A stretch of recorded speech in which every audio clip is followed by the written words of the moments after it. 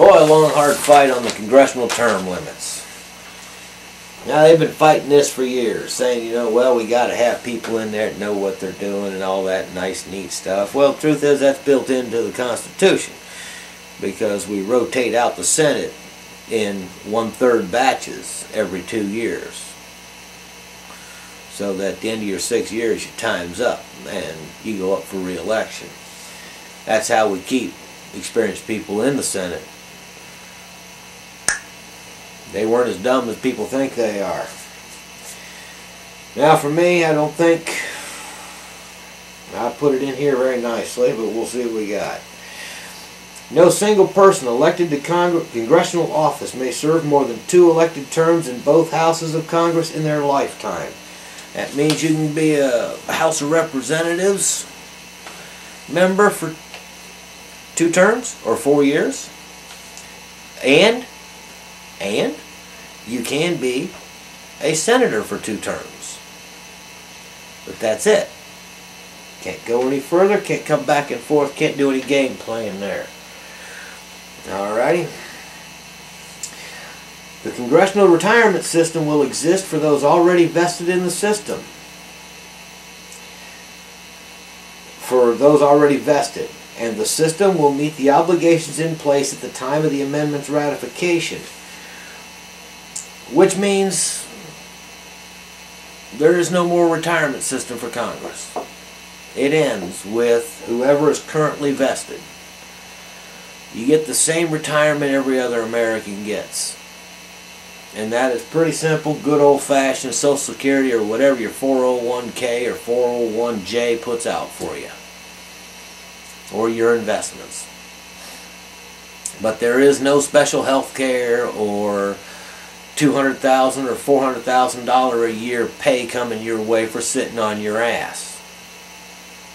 Okay, you served your country. That's a noble thing. That doesn't mean you deserve special privilege. If it did, I can imagine what a wonderful country this would be for our vets coming home. So let's make it real.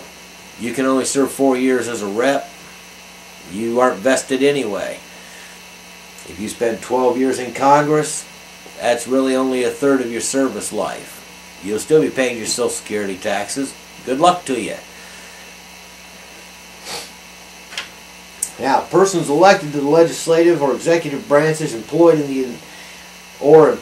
the legislative branch or executive branches, or by members of the legislative or executive branch, for the purpose of advisement, counsel, or representation, shall not be legally employed or receive any compensation for any position that involves advising, lobbying organizations, or lobbying the legislative or executive branch for a period of 12 years after the termination of their employment by the executive or legislative branches or its members as defined above.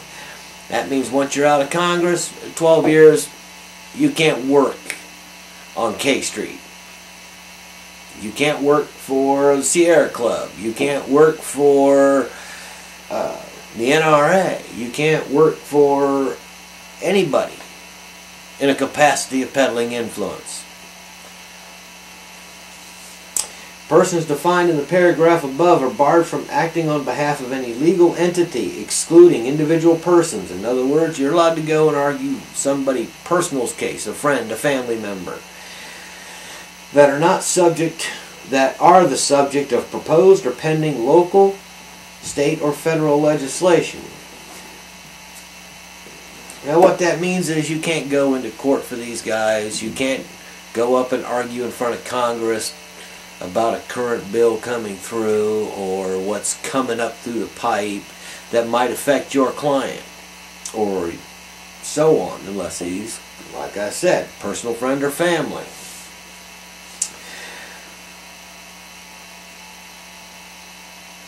The persons defined in the section above, in this section, may not have undocumented, that's recorded or transcribed, contact with any member of or staff serving in the executive or legislative branch, with the exception of their direct representatives or testifying before Congress or congressional committee.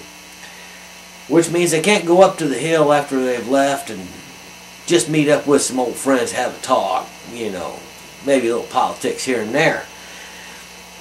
Basically backdoor lobbying. So, to keep that from happening, we're going to make it so they can only talk to their congressman. And if they talk to any more congressmen than that, they better be in front of a goddamn committee, or an investigation, or a hearing in Congress. Now the hard part comes in punishing people who think they don't need to follow those rules. In the past, we've given a little slap on the wrist, take a little money, have a nice day. Well, this time we're going to do it a little bit differently. Because like I said, Congress ain't going to punish itself now. It ain't yet, it ain't gonna. Violations will result in fines equal to 90% of the offender's total assets. That means everything he owns in the world, 90% of it goes to the United States government. Preferably against, you know, our deficit, or into an emergency fund for disaster relief. And they are to be imprisoned for not less than 5 years or more than 12 years. Now 12 years is the max because, that's the maximum time they're supposed to stay away from Congress after they get out to begin with. Minimum is 5 years if you're close to the end there and you just decide, well, screw it, you know, people have forgotten about me by now. You're still going to do a minimum of 5. Now, it seems a little harsh. But, you know, these same people saying the death penalty is something that teaches people not to kill anymore. And I think we ought to test that theory there. Let's put these guys in prison where they belong when they break the constitutional rules. Let's not give them a pass. Let's not say, oh, you made an honest mistake. You know, you forgot you weren't allowed to talk to those guys. Well, I'll tell you, when a felon gets out of jail, you see what happens if he talks to somebody that the guy that he's not supposed to be talking to. Right back in. These boys, we need to punish. And we need to punish hard so that they understand we aren't playing. There won't be any more peddling of influence in this country.